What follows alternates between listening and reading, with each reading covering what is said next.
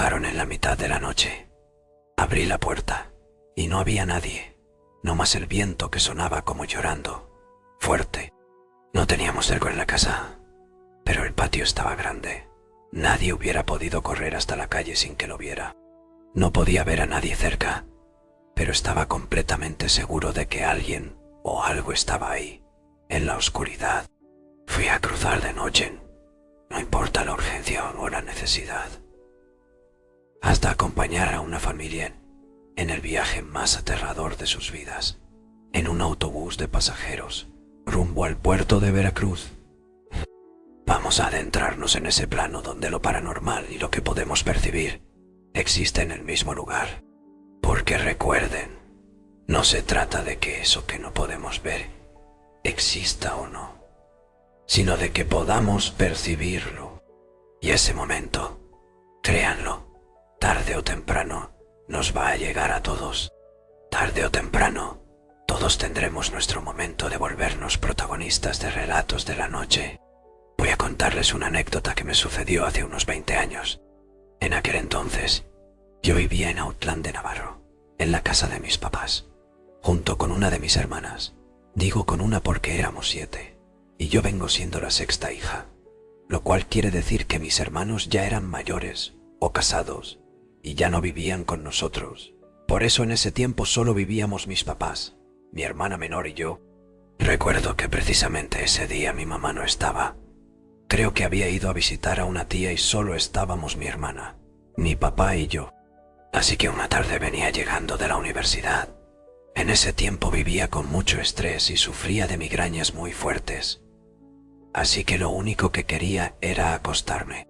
Era alrededor de las 5 de la tarde cuando mi papá me preguntó si quería acompañarlos a él y a mi hermana a pasear a Morca, una parrita que teníamos.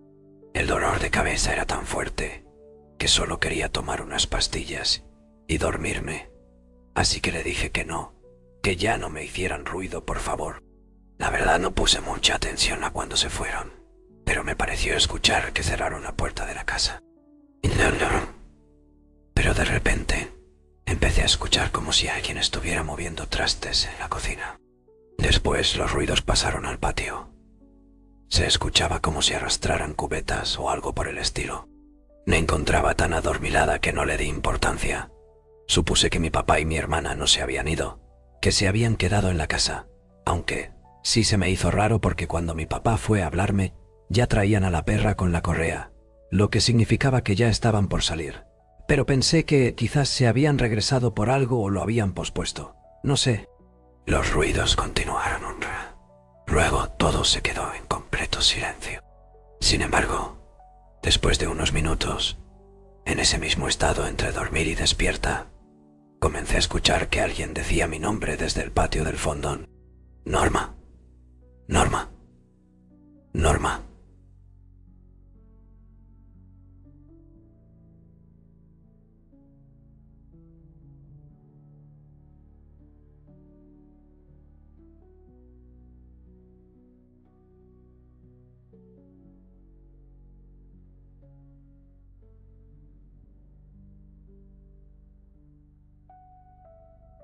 Luego, yo seguía con los ojos cerrados. Un minuto después, otra vez. Norma. Esta vez la voz era más profunda, más firme, y se escuchó más cerca, como si vinieras desde la cocina. En ese momento, comencé a dudar que fuera mi padre, y entonces, después de unos segundos, escuché de nuevo mi nombre. Norma, pero esta vez como un grito. Una voz gutural, grave. De verdad, empezaba a dudar de que lo que estaba escuchando fuera humano. Era como si eso que hablara estuviera solo afuera de mi cuarto. Me senté de golpe en la cama y justo al hacerlo, esa misma voz. Norma. En mi oído, al mismo tiempo que una sombra oscura se metió por la cabecera de mi cama, a gran velocidad, me congelé. No pude gritar, no pude moverme. Sentí que pasaron minutos, aunque tal vez fueron solo segundos. Pero cuando por fin pude reaccionar, salí disparada de la habitación, gritando a mi papá, a mi hermana, pero nadie me contestó. Estaba sola. Corrí fuera de la casa. Me senté en la banqueta con muchísimo miedo, esperando a que llegaran mi papá y mi hermana. Como 40 minutos después llegaron. Me preguntaron por qué estaba allá afuera, sino que me dolía la cabeza y se me había acostado. Me asustaron, les dije, y les conté entonces todo lo que me había pasado. Mi hermana se asustó mucho, y mi papá me escuchó con una cara muy seria. Volteó a verme, y no sé cómo decirlo, pero en su mirada sentí que sabía que lo que yo le estaba diciendo era verdad. Como si él también hubiera vivido algo alguna vez, pero solo me dijo: «No, mija, te dolió la cabeza y lo soñaste». Trató de hacernos ver a mi hermana y a mí que no había pasado nada, como para que no nos asustáramos. Luego empezó a platicar de otra cosa, a cambiar el tema. Pero a mí no se me olvidó. Nunca. Se me ha olvidado. Después de eso, cada vez que salía de la escuela, ya no llegaba a casa si no había alguien. Estoy segura de que algo pasó ahí. Y también estoy segura de que mi papá lo sabía. Sé que él también vio o sintió cosas en esa casa. Y sé que no fue una alucinación mía. Porque en ese lugar con el tiempo siguieron pasando cosas muy extrañas. A todos. Ya han pasado muchos años desde aquello. Y ya no vivo ahí. De hecho, nadie de mi familia vive ya en esa casa. Pero estoy casi segura de que las personas que se hayan mudado después también deben tener un relato de la noche que contar. Para contarles esa historia, deben cerrar los ojos e imaginarse junto a mí, en una colonia muy tranquila, hace muchos años, cuando casi nadie traía teléfono celular, salvo los muy ricos. Allá en aquella colonia, la gente sabía que había que estar guardados después de las 8, porque los malandros empezaban a rondar. Pero aún así, a veces algunos amigos y yo nos quedábamos jugando fútbol un rato, como probando la suerte. La noche de la que les hablo estaba jugando con mis amigos, cuando de pronto, a medio partido, sin decir nada, Santos, el líder del grupito, agarró sus cosas e hizo una seña de que ya no jugaba, que se iba para su casa. No dijo nada, pero salió con tanta prisa que todos nos sentimos algo nerviosos e hicimos lo mismo. Se sentía algo raro en el ambiente, como cuando viene una tormenta. ¿Se han sentido así? Yo me apuré a llegar a la casa. Mi mamá traía fuerte el dolor de su espalda. Se había caído unas semanas atrás y no podía caminar todavía. El doctor dijo que como no teníamos para la operación, teníamos que esperar a que sanara sola, con el pasar de los meses, pero nos advirtió que iba a ser muy doloroso. No teníamos mucho dinero, y aunque lo hubiéramos tenido por gracia de Dios, mi mamá no nos hubiera dejado gastarlo en una operación, no para ella. Cuando llegué le pregunté si ella quería que le hiciera de cenar, o si necesitaba algo, una pastilla para el dolor o cualquier cosa. Me dijo que no tenía hambre. Me preguntó si tenía mucho que había llegado, si de casualidad andaba yo afuera, atrás de la casa. Le dije que no, que iba llegando. Ella se quedó callada, acostada de lado mirando a la pared, la única forma en que se acomodaba sin que le doliera tanto. «Voy a estar en mi cuarto, ma. Pero cuando quieras dime y te preparo algo», le dije, y me fui a bañar para quitarme la ropa sudada. Pero cuando estaba en el baño, a punto de quitarme la ropa, escuché que tocaban fuerte. Salí apresurado a preguntarle a mi mamá si estaba bien, porque había tocado así. Pero cuando llegué a su cuarto, ella se había volteado hacia la puerta, a pesar del dolor, y me preguntó si yo había tocado. Y le dije que no. «Fue en la puerta de frente», me dijo. Venía rápido para revisar. Mi papá andaba fuera trabajando, y de pronto pensé en él, en que algo le podía pasar. Pero abrí la puerta, y no había nadie, nomás el viento que sonaba como llorando, fuerte. No teníamos cerco, pero el patio de la casa estaba grande. Nadie hubiera podido correr de la puerta hasta la calle sin que yo lo viera. Me regresé. Cerré con seguro.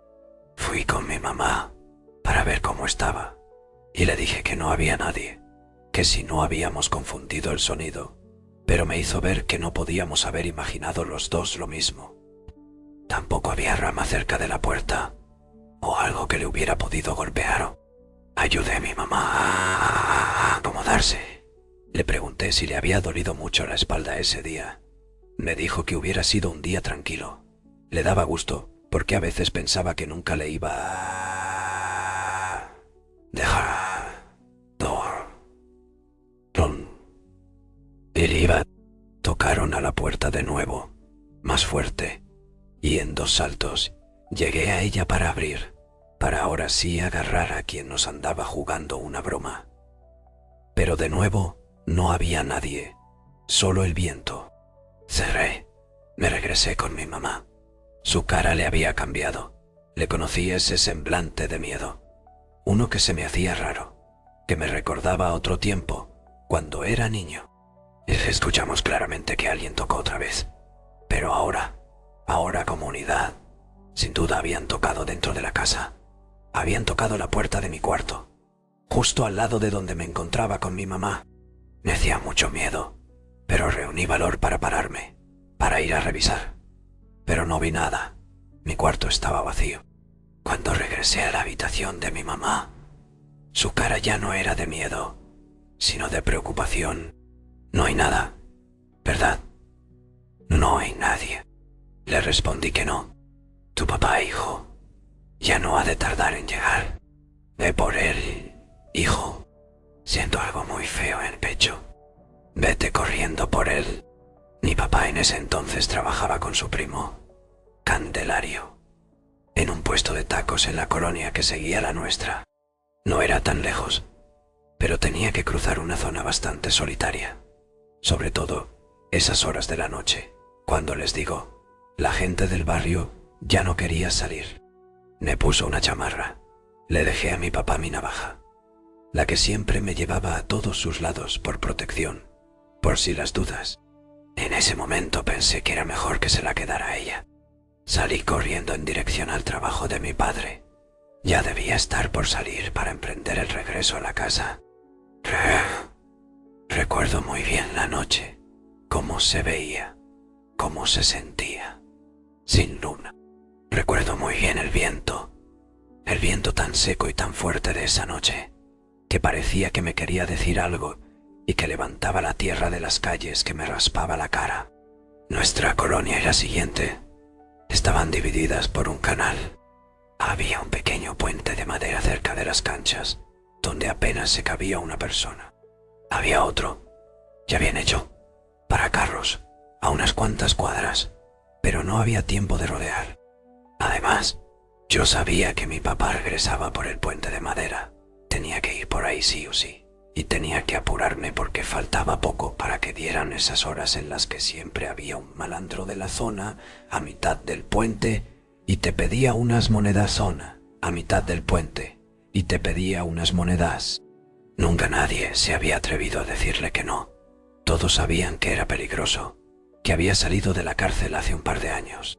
Llegué despacio hacia el puente. Estaba oscuro. No lograba ver si había alguien en él. Me chocaba la oscuridad del canal. Uno nunca se daba cuenta si estaba solo hasta que ya estabas entrando al puente. En cualquier otra situación, no hubiera atrevido a atravesarlo, pero tenía miedo, no por mí. Algo me hacía sentir mucho miedo por mi papá. No sé cómo explicarlo.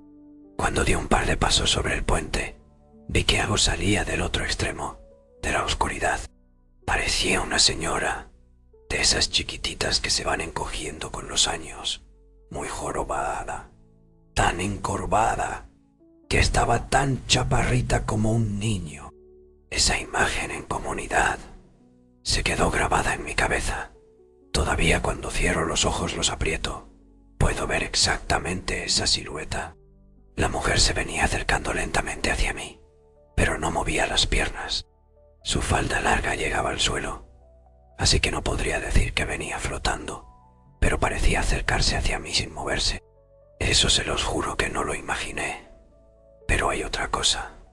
Un detalle que no estoy seguro de haberlo visto, o si mi cerebro lo ha ido añadiendo como un aspecto macabro de esa imagen, de ese recuerdo. En la joroba recuerdo haber visto algo como alas, alas dobladas hacia atrás, alas negras que se confundían con el encaje de un velo. Caminé lentamente hacia atrás. No me atreví a seguir adelante. Pero tampoco quería bajar por esa calle solitaria que sella el cauce del canal para llegar al otro puente. No podría dejar solo a mi papá, llegando ahí, encontrándose con lo que sea que eso fuera. La señora no dejaba de avanzar hacia mí, y de la calle solitaria, de abajo, vi una figura que se aproximaba rápidamente. Pronto la reconocí. El vago del puente, el que estuvo en la cárcel, al que todos le temíamos, venía corriendo, y en cuanto me vio apresuró el paso para llegar hasta mí. Ni siquiera me dio tiempo de tener miedo. Instintivamente toqué mi bolsillo buscando mi navaja. Recordé que se la había dejado a mi mamá. «Hey tú», me dijo cuando llegó hacia mí. Se paró a menos de medio metro, muy cerca. Si yo me hacía hacia atrás volvía al puente, así que no tuve opción más que mantenerme. El hombre se acercó a mi oído. El aliento le olía a hambre. «No cruces por este puente por nada del mundo, carnal. Tu jefe va por el puente de abajo. Lo acabo de ver. Todavía lo alcanzas». Miró hacia atrás de mí, abrió mucho los ojos y siguió corriendo calle arriba. Y yo me dejé ir. Dejé caer mis piernas corriendo hacia abajo por aquella calle junto al canal, sintiendo que algo venía detrás de mí pero sin ninguna intención de mirar atrás. Al llegar a la calle del puente lo vi totalmente solo. No había nadie. Lo único que podía hacer era confiar en aquel vago, en ese asaltante amable del puente, y caminar de ahí con rumbo a mi casa para alcanzar a mi papá. Y eso hice. Confié. Nunca me había dado tanto gusto escuchar esa canción que siempre iba silbando mi papá, aunque no sabía silbar. La misma que a veces me ponía de malas cuando llegaba a casa, cuando sabía que me iba a poner a limpiar, que me iba a poner a ayudar con algo. Lo vi a la distancia y corrí, y le brinqué y lo abracé por atrás, y él solo se rió, diciéndome que esa noche ya no estaba para sustos. Le preguntó ¿qué hacía allí? Y yo le dije que se había escuchado algo raro en la casa, que de pronto nos habíamos preocupado mucho por él, que mi mamá me había hecho ir a buscarlo. Pensé que era una tontería al momento de que se lo decía, pero mi papá se quedó pensando. Luego me pidió que no nos atuviéramos, que nos apuráramos a llegar, y mientras avanzábamos por esas calles oscuras y la tierra que levantaba el viento nos pegaba en la cara, me dijo que había habido un asalto muy cerca de la taquería, que él y su primo Candelario se quedaron muy nerviosos y decidieron que lo mejor era cerrar un poco más temprano. Total, había sido un día sin muchos clientes. Uno de los policías que fue por el asalto era amigo de mi papá, y cuando terminaron de levantar el puesto su amigo le dijo algo, que la muerte andaba cerca, que tenía suficiente tiempo viéndola de cerca para saber cuándo era así. Entonces, para evitarle aquella zona tan solitaria, le dio aventura hasta la calle principal, la del Puente Grande, y ahí él se bajó para caminar hasta la casa. Pero se encontró con el vago del otro puente, ahí, con cara de asustado, haciendo un gesto de dolor y agarrándose la panza como si le doliera algo. Le preguntó si todo estaba bien. Ya lo conocía. Eran de la misma generación. Mi papá no se acordaba, pero seguro que en algún momento habían estado en la misma escuela. El vago nomás le dijo que qué bueno que no había tomado el camino de siempre, y luego se echó a correr calle arriba, hacia allá, hacia el puente chiquito, donde me encontraría a mí unos minutos después. Cuando llegamos a casa mi mamá estaba muy preocupada. Se había levantado, estaba esperándonos en la cocina. Nos abrazó muy fuerte y me preguntó si alguien me había seguido. Le pregunté que por qué lo decía, y me dijo que cuando salí, algo la hizo levantarse. Se levantó con todo el dolor para verme por la ventana. Cuando me dejó de ver por la calle, Noto que una señora caminaba en la misma dirección, detrás de mí, muy despacio. Una señora chaparrita, de negro, muy jorobada. Una mujer a la que mi mamá nunca había visto por ahí. Nosotros, comunidad, aún hoy pensamos mucho en aquella noche. Sobre todo porque días después encontraron al pobre vago del puente, muerto, al lado del canal. No se le veía señal alguna de violencia. Parecía que se hubiera quedado dormido, nada más, o que se hubiera muerto de un susto. Mi mamá piensa que esa noche la muerte andaba buscando a alguien, quizás a mi papá. Pero aunque no encuentra a quien le toca llevarse, nunca se va con las manos vacías. ¿Qué piensan ustedes, comunidad? Pero bueno, les quiero recordar que los relatos que compartimos se complementan siempre con sus hipótesis, con sus comentarios, con sus explicaciones, con gente que nos dice, sí, a mí me ha pasado algo igual y sé este otro tanto al respecto. Eso enriquece mucho cada episodio, así que sin pena dejen sus comentarios, que les servirán mucho a quienes han tenido la confianza de enviarnos sus historias, que muchas veces es para pedir consejos al respecto de lo que están atravesando. Y por supuesto, aún hay más historias esta noche, así que no se vayan todavía. No se vayan a dormir, continuamos sola comunidad. Mi nombre es Lorena. Primero que nada quiero agradecer por este espacio, en el que se pueden contar experiencias que en otros lados no nos creerían. De hecho, a pesar de ser parte de esta comunidad desde hace 5 años, apenas me atrevo a contar esta historia, que, si bien no es mía, me da miedo que al contarla piensen que es inventada o algo así. La siguiente historia es de mis padres y mi hermano mayor. Cuando sucedió yo aún no nacía, pero hasta la fecha me la han contado en varias ocasiones, tanto por separado como estando los tres juntos. Y en cada ocasión, sus versiones coinciden. Debo agregar que a pesar de los años, los tres se notan intranquilos al momento de narrar lo que vivieron, y no suelen decírselo a nadie porque ya los han visto con cara de locos y prefieren guardárselo. Sin embargo, les hablé de esta comunidad y me dieron su aprobación para compartir su experiencia con ustedes. A continuación escribo la recopilación conjunta de los 3 testimonios de mi familia. Sucedió justo hace más de 30 años, en 1994, en Veracruz, México. Mis padres y mi hermano habían ido de vacaciones al puerto de Veracruz, ya que desde siempre les ha gustado visitar su famoso acuario, la cafetería frente al mar, la parroquia y también surtirse de mariscos para traerlos a casa, ya que vivimos en la Ciudad de México. Tras varios días de descanso llegó la noche de su regreso. Se ha venido en autobús y de la misma manera regresarían a la capital del país. El clima era nublado y lluvioso, lo que combinado con el calor de la playa generaba una sensación de bochorno insoportable. Los tres estaban en las salas de espera de la central camionera y mientras esperaban se acercaron a un puesto de revistas, pero notaron algo curioso en los periódicos locales. Diversas notas en primera plana tituladas Hubo avistamientos de ovnis.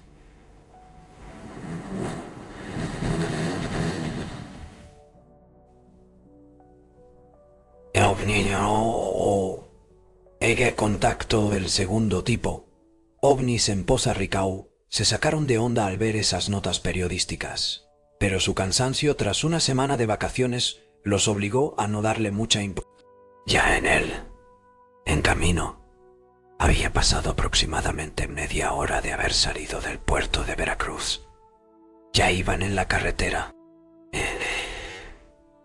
En el tramo donde se encontraban ya no llovía, pero se seguía sintiendo mucho calor. Eran aproximadamente las 11:30 de la noche, y a pesar de que habían elegido un viaje nocturno, porque la noche en teoría es más fresca, en esta ocasión el calor era tanto que no podían dormir. Se dispusieron mejor a platicar, ya que iban juntos en la parte delantera de la unidad. Mi mamá y mi papá iban en los 2 asientos del lado derecho, y mi hermano y otra pasajera, una señora mayor, iban en los 2 asientos detrás del chofer. Durante un rato, Charlaron sobre lo divertido que fue nadar tanto, lo rico que comieron en el puerto, e incluso le estuvieron preguntando a la señora que iba junto a mi hermano, al chofer de la unidad y a su compañero de relevo sobre lugares que le recomendaran dónde comer para su siguiente visita a Veracruz. Así somos en mi familia. Nos gusta hacer plática con desconocidos. De repente, de reojo, mis papás distinguieron una luz sobre las colinas a lo lejos. En ese momento, iban en una recta larguísima. Quienes hayan visitado Veracruz sabrán que hay varios tramos así. En la carretera federal, voltearon para ponerle más atención y notaron que la luz se movía lentamente sobre las colinas. Mi mamá le preguntó a mi papá si era un avión. Mi papá, sin despegar los ojos de la luz, dijo: «No estamos cerca del aeropuerto. ¿Para qué vuelen tan bajo por aquí?»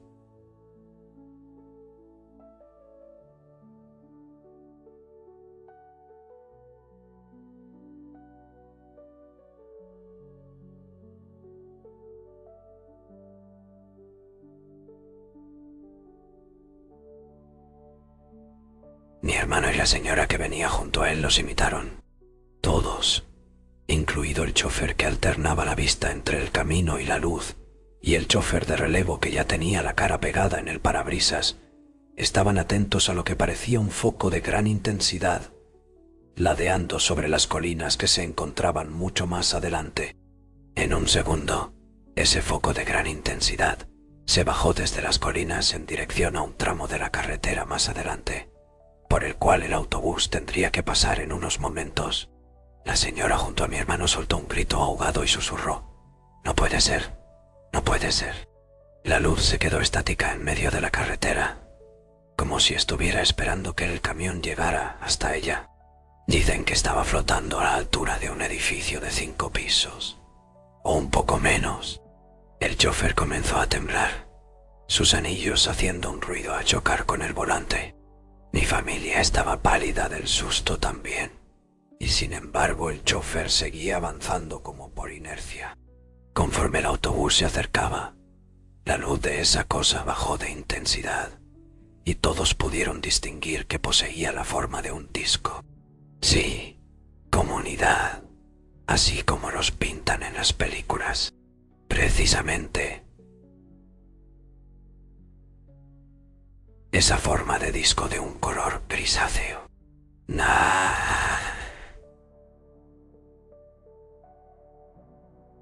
Nadie podía hablar. Estaban en shock. El chofer salió del trance y le dijo a su compañero que iba a frenar, pero este enseguida volteó, puso su mano en el volante junto con las del chofer y le dijo: «Ni se te ocurra pararte, hermano. ¡Acelera!». El chofer trajo saliva tan fuerte que mi familia lo escuchó. En ese momento esa cosa, ese disco, osciló hacia el lado de la carretera que daba hacia el chofer y se quedó ahí flotando paralelo al camino, como si estuviera esperando que el autobús lo alcanzara. Mi papá iba completamente recargado en el tubo que tenía frente a su asiento. Mi mamá observaba paralizada a través del parabrisas, y mi hermano y la señora permanecían sentados, observando por su ventana en silencio. Lo más impactante fue que, en cuanto estuvieron unos 50 metros de esa cosa, esta comenzó a avanzar paralelamente al autobús, como si quisiera imitar su movimiento, o moverse junto a él, o no sé. Creo que ni mi familia ni nadie podría explicar por qué esa cosa avanzaba al ritmo que ellos lo hacían, flotando sin hacer ningún tipo de ruido. La señora, según mi hermano, cerró los ojos y susurró: «Yo no creo en esto, yo no creo en esto, yo no creo en esto». Y enseguida comenzó a rezar. El compañero del chofer insistía con la voz temblorosa: «No bajes la velocidad, písale,